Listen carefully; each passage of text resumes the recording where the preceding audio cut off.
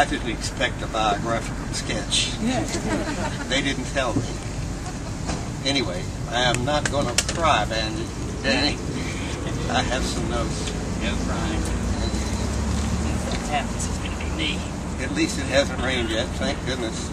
Okay. Yeah, Yeah. Okay. Yes, I'm one of two World War veterans of the Atlanta chapter of American Veterans for Equal Rights, along with my Navy friend, Charles Stevens, whom I see.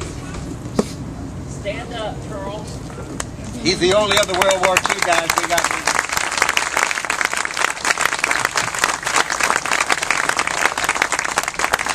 Eric to the Navy. Okay. Well, it's a long time since World War II. 65 years since I hung up my old uniform. This is a new one. Somehow, no, the old one I just doesn't quite fit. Okay. When I was asked to say a word or two by our president, Danny Ingram, on this occasion, there came to memory many changes for the good in the area of civil rights that I've witnessed in my long life. And now we add another change for the good. And officially tomorrow, repeal brings to the end, don't ask, don't tell. This gives gay and lesbian American women and men who wish to serve our country the right to do so openly without having to live a lie, as was the case up to now. I actually never thought I'd live long enough to this day, but here it is. And in a firm voice, I would just like to say about don't ask, don't tell. Good riddance.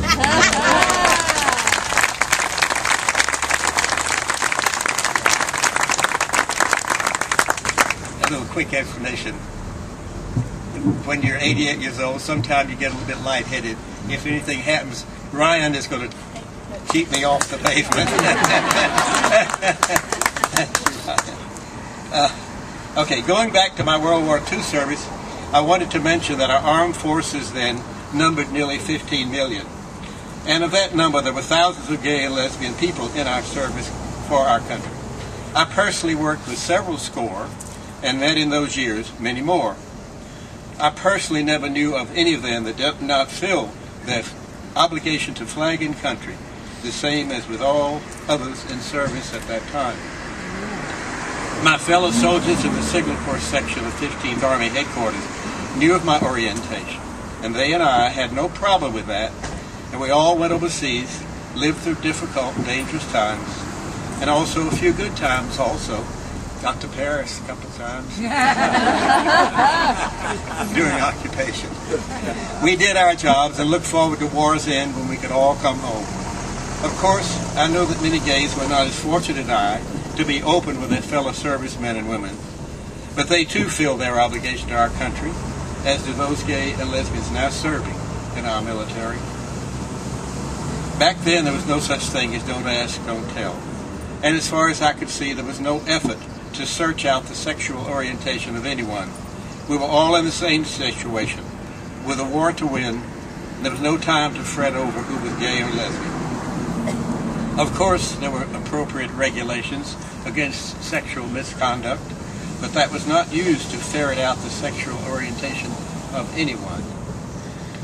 Sometimes I look back over those years and see many unpleasant times in my own life.